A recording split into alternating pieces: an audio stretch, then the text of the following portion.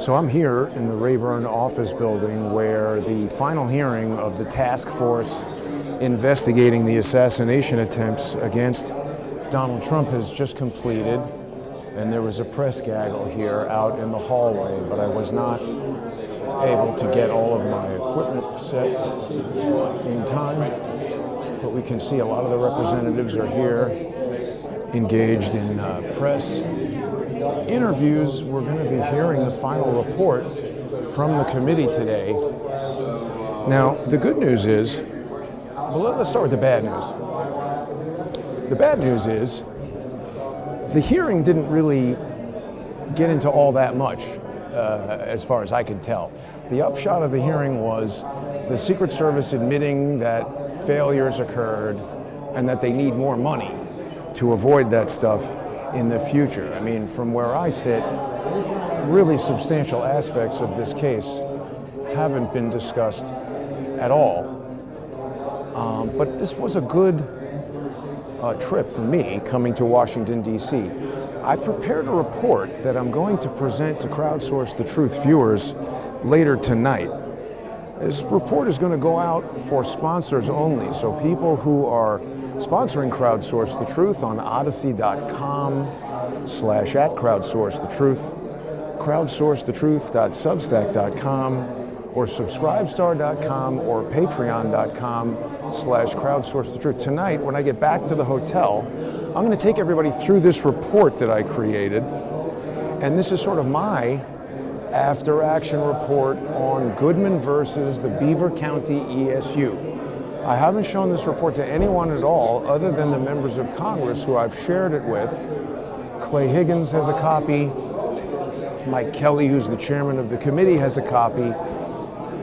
Pat Fallon, who absolutely destroyed Roe, yelling at him in a way I've never seen in Congress before. I like that. But here we see Chairman Kelly. See if we can speak to him briefly. No, he's got to go, I can tell. This is the guy who tells me that Chairman Kelly has to go. His job is to say, we have to go.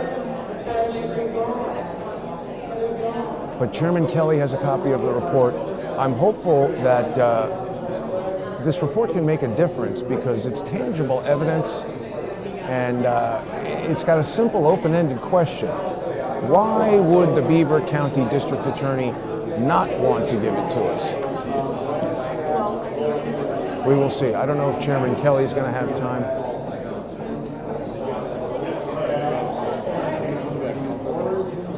Mr. Fallon, can I congratulate you?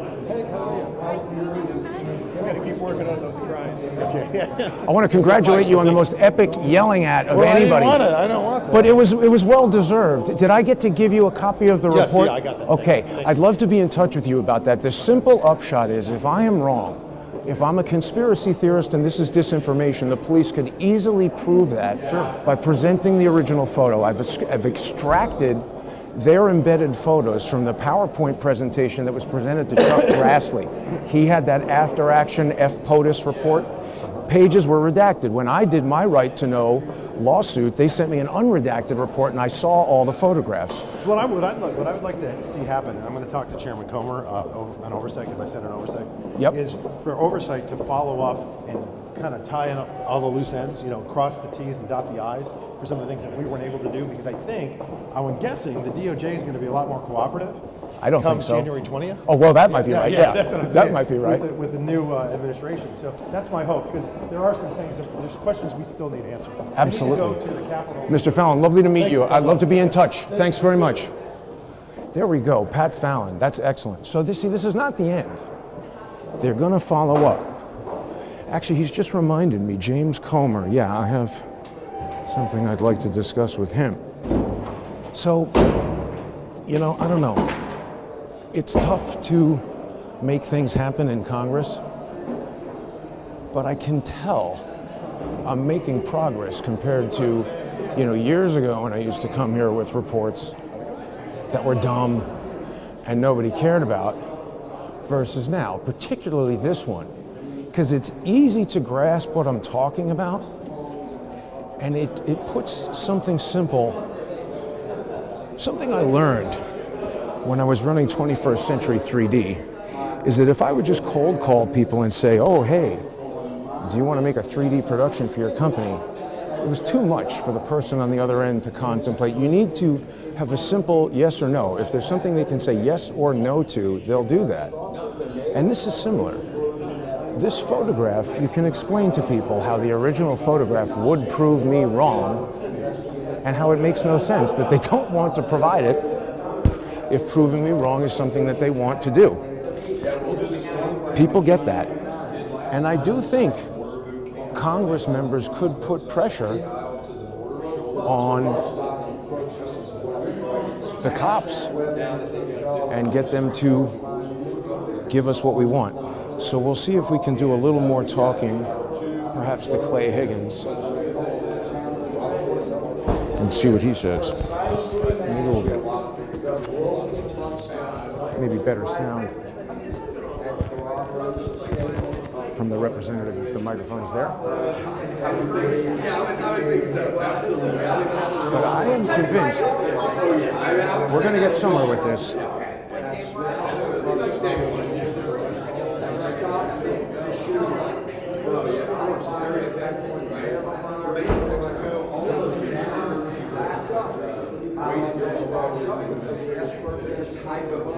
Says it the whiteboard.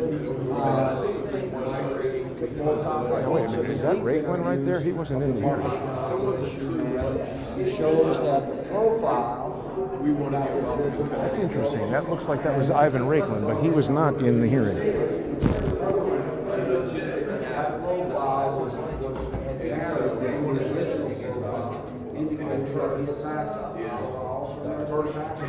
Because of where he was killed by China, which was fired at about 18 by the Secret Service. And that round, that's where he Hey, how you doing? That was about 6 weeks back. Why did What's you your name try to again? get me thrown in jail, Ivan? What's your name again? You violated the ethical oath What's of your a name lawyer. again? You violated attorney-client privilege.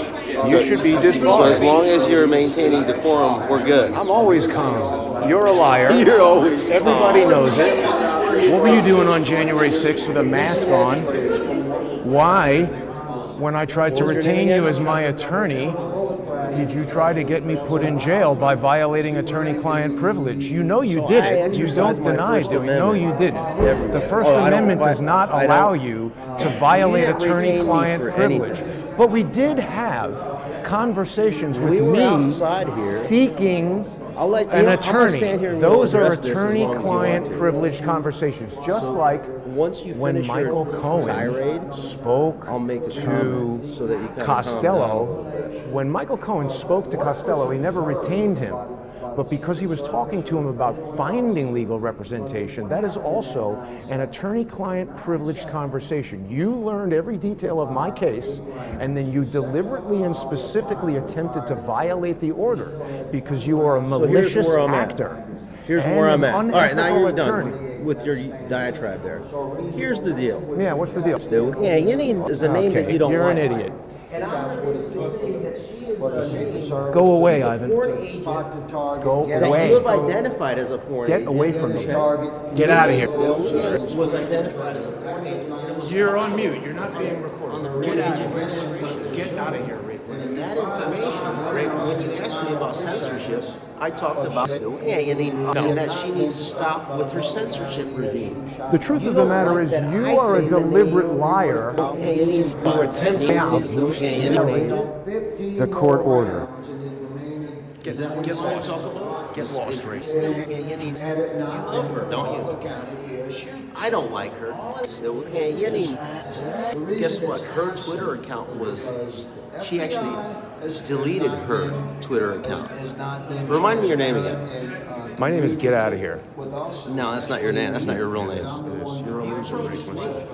No, you came over to me. I was here to speak to him, and you said hello. Get lost. Get lost, Ricky. Him as a congressman. I understand, but don't talk to me. Go away. Why don't you go away? You're harassing me, Riklin. Get away from me. So now, okay. Get away from me. You're so funny. I walked over here and you attracted my attention. Just get lost, loser. Sort of. See how Ivan Riklin works? He's an unethical loser who simply attempts to violate the court order again and again and again. But that is not going to do it. That is not the nature of the court order. I've said what I need to say to Clay Higgins. Riklin is there because he does not want people to know what actually happened in this hearing. He's a troublemaker, he's a liar, and he violated attorney-client privilege. Yeah, I think there's got to be an ethics complaint against that unethical douche. Got on target with this shit, squeezed off around and stopped them. Faster than the entire apparatus that was deployed by the Secret Service. You understand? He was on the ground. Are you reading the motivation or presuming the motivation for the FBI having been prepared on who took the kill shot as they're trying to protect the Secret Service? Well, there's a difference between the shot that stopped Crooks and a shot that killed Crooks. So this is where they're absent. The FBI is not admitting The that FBI, shot that's Kate Crooks at right. all. Despite the evidence. Right. So that I I guess continue what to motivation reveal. are you reading there? Is that they're trying to I think That's they a long interview there. that narrative early on. And because it was about 24 hours before. It's so interesting how Ivan Riklin can't have a real conversation about that. He knows I'm right. He violated attorney-client privilege, and then he tried to do it again and again right there.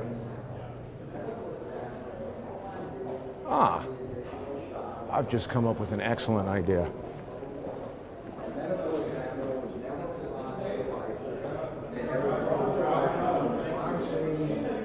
Medical examiner said, here's a rifle, because you have this odd wound on the neck, which is very clear and pronounced, and it bears a particular pattern.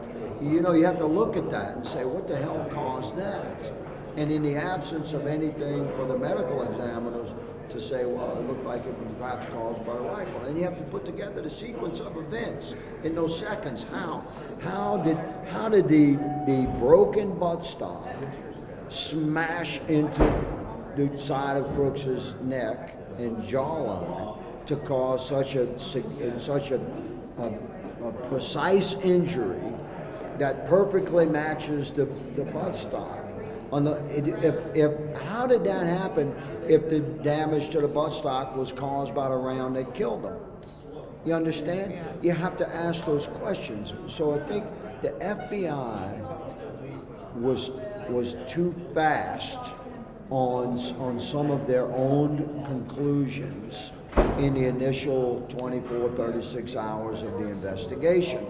And once they had moved forward in that direction, they were hesitant to back up, which is reflective of a problem that I've come to identify with the FBI, is that their culture has become more of, they are like specialists designed to testify in court, as opposed to investigators who bring their specialty to the investigative table.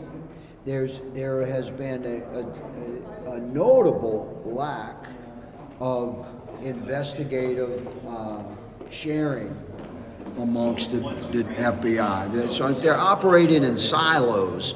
Those silos are designed, I believe this culture has been developed over the last couple of decades or so to make them specialists testifying for the DOJ. But it has taken away from their investigative skill to where you sit down and you know, it's an old saying amongst investigators, we say between the two of us we make one smart guy.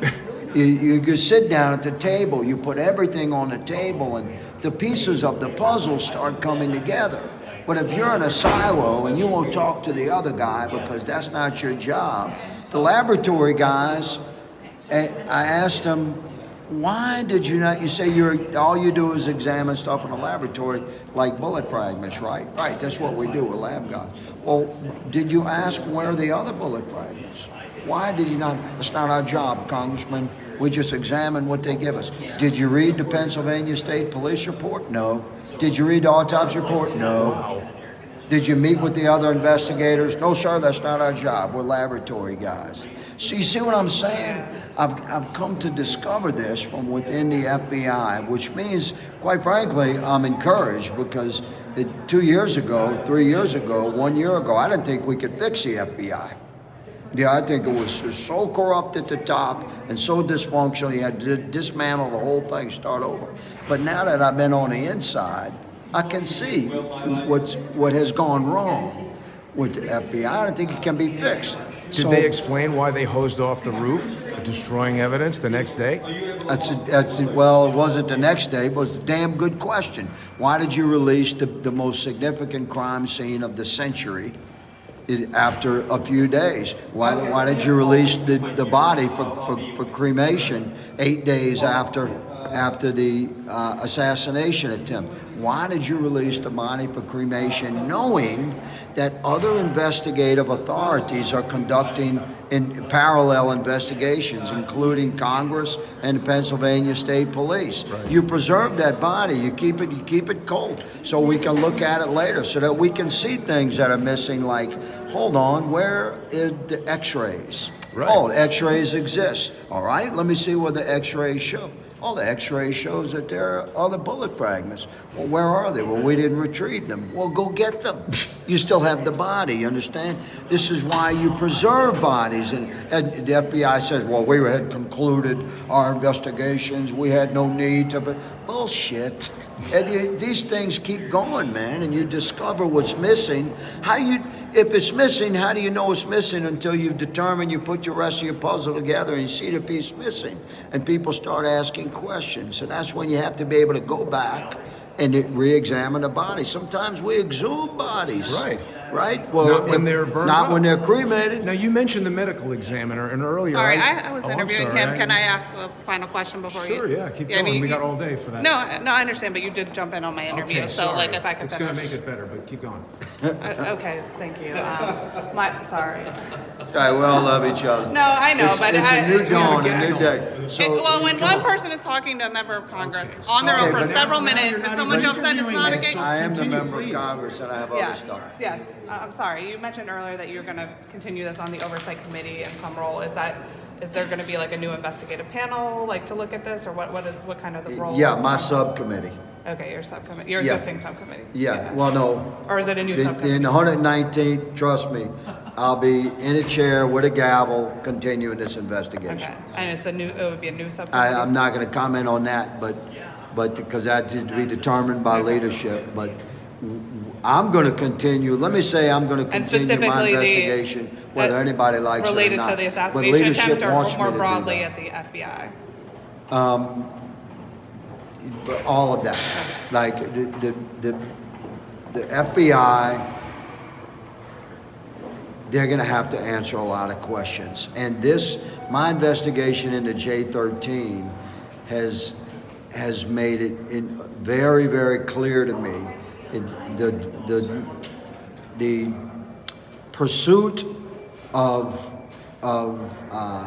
cultural reform and policy and procedure reform within the FBI I'm very, very focused on that. And my role, appropriately, constitutionally, congressionally, will be through committee operations. And so I'm quite focused on that. Leadership supports the effort.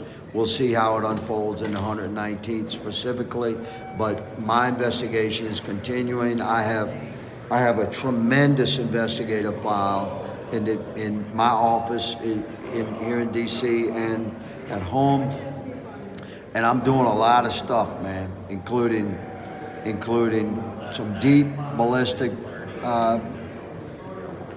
reviews that one would have hoped the FBI has conducted. Some things I'm not going to go into because I don't want the FBI to know things that I don't want them to know that I know things that they haven't looked at yet. the medical examiner, the Secret Service, the absence of the radios, no excuse for that. As recently as 3 weeks ago, the Secret Service chain of command sat across the table from me and told me that there was no evidence or testimony that radios had been provided. That was totally false, and it makes no sense for me to look across a desk. I'm a congressman, an old street cop, and to look at a commander for the Secret Service at that level and have to tell him, man, I'm sorry if you don't have the testimony and the evidence, but I do. If you need me to share that with you, I will. But we absolutely have a lot of evidence that proves that Butler County ESU in pre-mission briefing and in pre-mission execution and on day of mission execution had set aside and provided Butler County ESU radios for the Secret Service, and they were never retrieved. So that doesn't really matter if you're a Secret Service guy on the ground standing next to the local guys, because in effect you have a radio because you can hear the other guy's radio, the guy standing next to you. But if you're isolated up on a roof where seconds count, and would you think that a counter sniper's mission, you think seconds count? Okay, I refer you back to the 9 seconds, and in totality the 18 seconds. Those guys had no radio up there, so they were like behind in that real-time communication that was taking place on the ground. They were seeing it with their eyes, but there was a lag from what they were hearing with their ears. So why did they not have radios up on that roof? These are questions I'm gonna force answers to.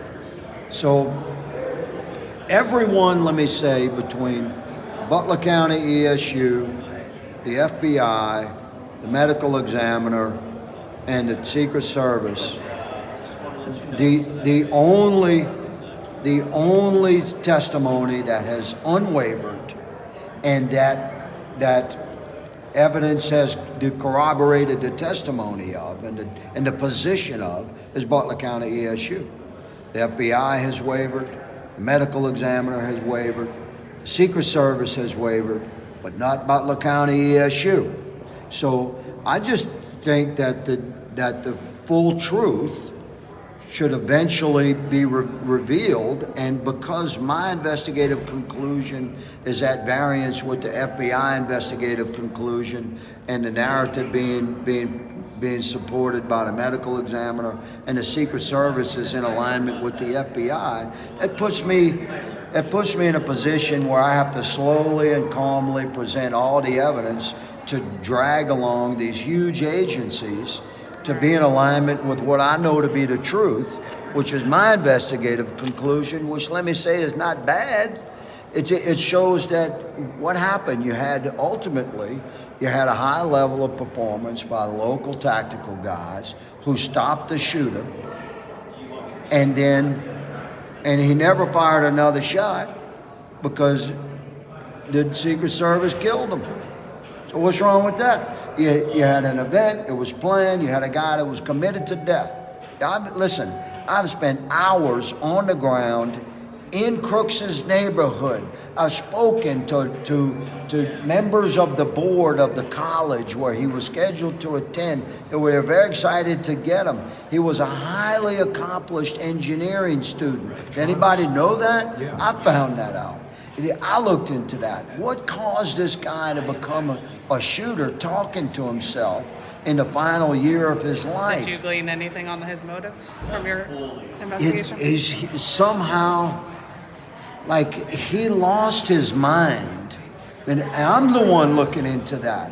The FBI has all the videos from his range. I went to his range. I sat in the seat where he ranged out, which amazingly was almost precisely the elevation and distance from the AGR roof where he was positioned to Trump's podium.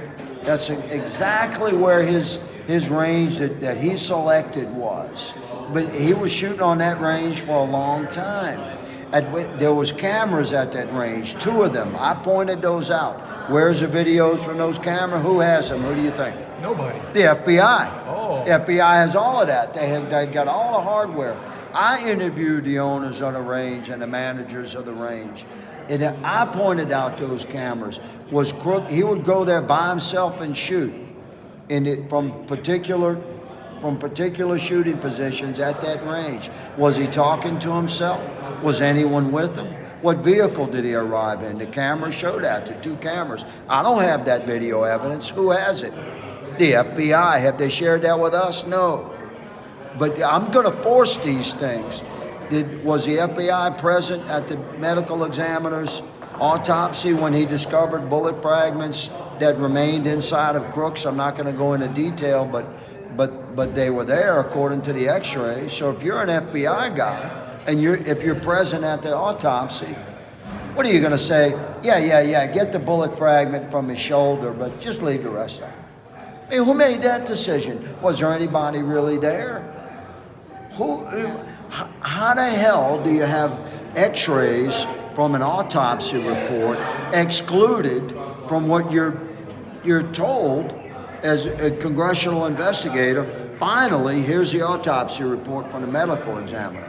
So if you're the medical examiner and you're coming to testify before my committee, and the week before you come in to testify, you have told me, yes, Mr. Congressman, I know you're on this, you're investigating this hard, I know you've been asking for the autopsy report, here it is. Guess what I think you just handed me? The complete autopsy report, because that's what you told me.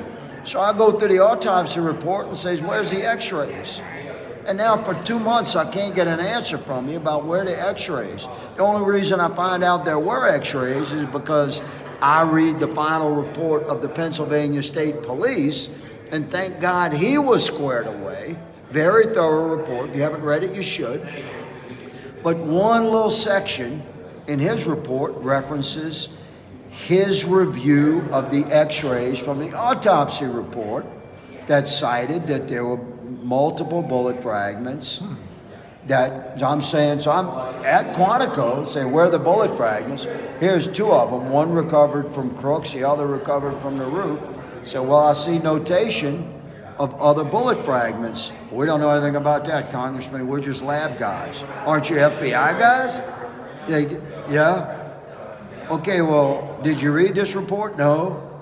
Well, how do you know a bullet fragment is missing if you're not reading the reports? You understand? So there's many things that indicate that there was like a hesitancy to provide clear investigative data to Congress from the FBI. And I'm going to force that, whether they like it or not. So you're still unclear on Crook's motive at this point in your investigation? I think Crooks went mad. What you have to ask yourself is, but you don't know why. Yeah. So I haven't been allowed to interview the parents, but I have been to this neighborhood. I have stood and walked and looked at his home. I have spoken at length with the family's attorney. I'm the only one. There's only 3 people in the country that have spoken at length with the Crooks family attorney. And he was as candid as he could be. He recognized my sincerity. And I'm seeking to interview the family, because there's things that I can determine there. I've been provided with one picture. The ATF is another agency, was very restrictive, very obstructive. I've been provided with one picture from inside his bedroom. I've been physically outside of the home and through his neighborhood, and I did that on my own, and went to his school and studied his transcripts. And do you know that this young man graduated with honors from high school, with honors from community college, and then was accepted at some top universities in their engineering department? The so-called sophisticated bombs that he made, yeah, they were sophisticated for you or me. Right, but he's been like we could do it, but not him. This is a guy that created he 3D printed a chess set for the blind. Okay. This was a super smart guy. So you and I might not have been able to build the bombs that he did out of ammunition canisters and explosive material that you can buy from construction supply sites and from a electric match that you can order online that's with a remote that you can order online connected to the match. That would be sophisticated for you and me, but not for him. So I've dug into these things. Why did he go nuts? I'm looking into his vax history. I'm the one that found out he was fully vaxxed. I'm the one that mapped out where the 5G towers it around his home and his neighborhood, his range, all of that. Why am I asking those kind of questions? Because the people are asking those questions, and they deserve answers to those questions. So I'm the one I'm going to reveal all that. I'm the one that checked the box on there was nobody on the water tower. How do I know that? I investigated it. I'm the one that said there was nobody in the window beneath them. How did I know that? I investigated it. I thought you said someone was taking a picture out of the window with a flash. No, sir. That reflection you saw that was potentially attributed to a flash from a muzzle from behind the window was the reflection of like a camera or a light from an iPhone looking at that picture. That window had never been opened. There was no round fired from in there. When the interview's done, I have more information for you on that. Yeah. No, I am done. I appreciate it. I'm sorry. Yeah. I wasn't Thank you. trying, but Yeah, like it I'm wasn't done, exactly too. a gag. There but are yeah. 2 videos. I can walk with you wherever you need to go. I saw you come in and took your Trump hat off. Hey, dog. Nice to see you again. Come on, walk with me. How's your family? We're good, great. And my wife Becca is good and healthy, and I'll tell her that you're happy. It's good to see you. You look fantastic. Yes, I have. We met right here in the home, outside of Oversight. Looks like this conversation isn't going to happen. Okay, you're late. I apologize, I'm sorry. But there's another lady that you very much resemble that spoke to me about something similar, but totally different. So I apologize. I had you tagged as another lady I met earlier this year. So I've been trying to get to the bottom of what happened. The DOJ is refusing our FOIA. He's walking away from me. So you know what? Maybe he's a lot of talk and bluster too. I don't understand why he would walk away.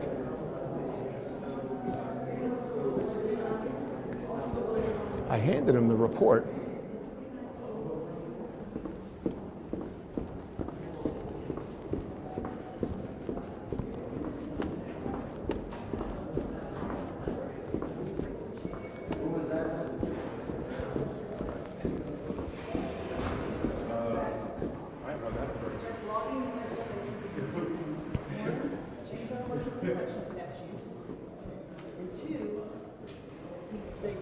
Can I speak to him about this, or am I being told to go away?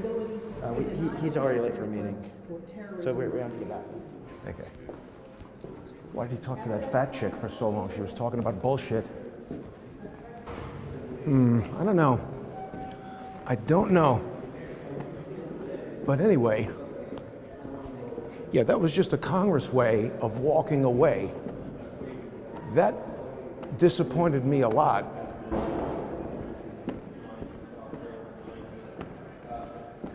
All right, well, anyway, at least it was interesting to hear what he had to say.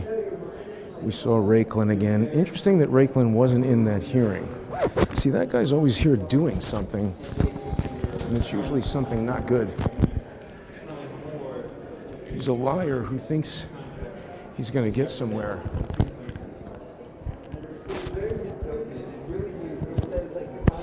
With his stupid tactics against me, but that won't work.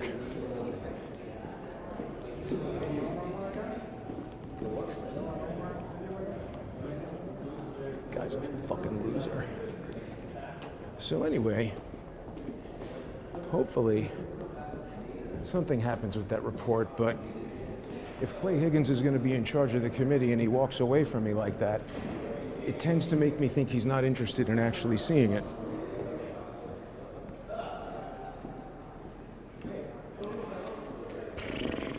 Very disappointing, but okay.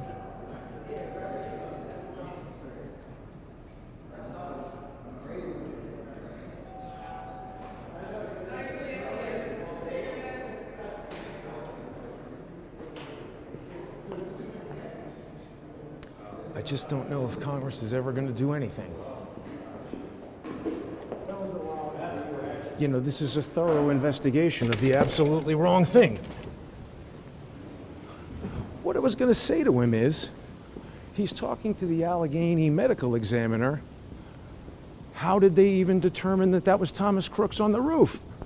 He doesn't want to talk to me because he turned away to that other woman when he knew I was waiting right there to speak to him, and had already asked him questions relevant to what he was discussing. So obviously, or well, to me, I surmise that he doesn't want the conversation going out of the parameters that he defines. That was disappointing. So Roe was in there getting yelled at by Pat Fallon. It's really cold and windy.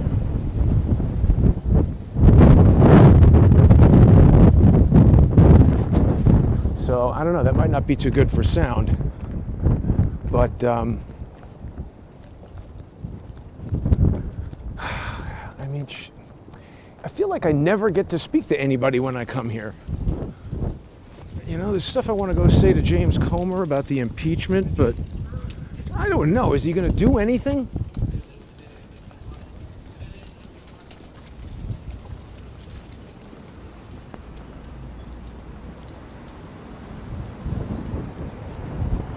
All right, I'm going to go back in there and try to talk to James Comer.